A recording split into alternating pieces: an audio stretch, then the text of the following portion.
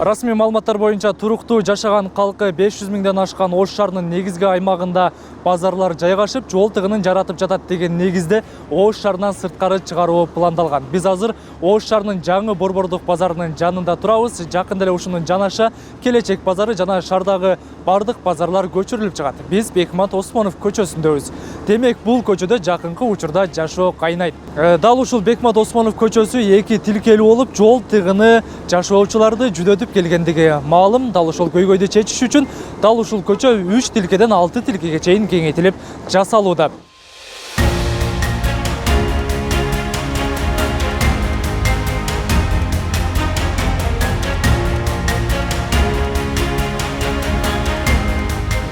Мэрия эми мына жолдорду кеңейтип жасап атат. Анан пробка күнүгө саат 12ден кийин кечке саат 8-9га чейин пробка. Вообще мына ушул немеден азыр кругойгочо 1 километр болсо, жарым сааттын ашта жетесиң. Ачылып калса мына азыр бир жана да 3 ряд түшүп атабы, 4 ряд түшүп атабы, жеңилдесе керек деп ойлойм. Шону тездетиш керек да, ол башка эч неме жок.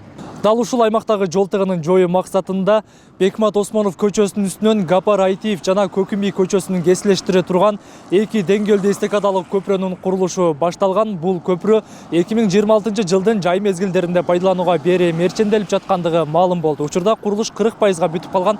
Коммуналдык кызматтарды жер астынан өткөрүү жумуштары дээрлик бүткөнү калыптыр. Ошол эле учурда бул жерде эл Барсбек айлампасы деп тааныйт. Барсбек Каганын эстелиги болсо шаардын Касымбеков көчөсүнө жылдырыла тургандыгы буга чейин маалым болгон.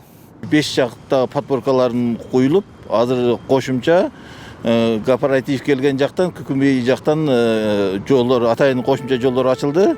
Азыр монтаждо бетон куюу иштеринде автоунаалар тоскоолдук болуп, токтоп калбас үчүн кошумча жолдорду ачтык. Андан сырткары көпүрөнүн узундугу Гапар Айтиевден чыккан жагы 115 метр, көпүрөнүн өзүнүн үстүндө балка коюла турган жери 84 метр, Көкүмбий жагы 135 метр. Калганын Энестай кафенин астынан, Кургойдон бул жагы жанатка чейин асфальт төштөр жүрөт.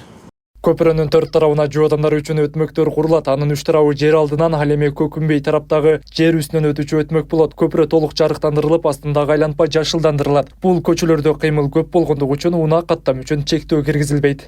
Ушунда жол жабылбас үчүн, ошон үчүн мына Кулатов жагынан, Осмонов жагынан, Көкүмбей жактан эки тилкеден чоң жолдорду, альтернатив жолдорду салып, ошол жака автоунаалар жүргүзүп, курулуучу ошо менен токтобой жүрүп атат.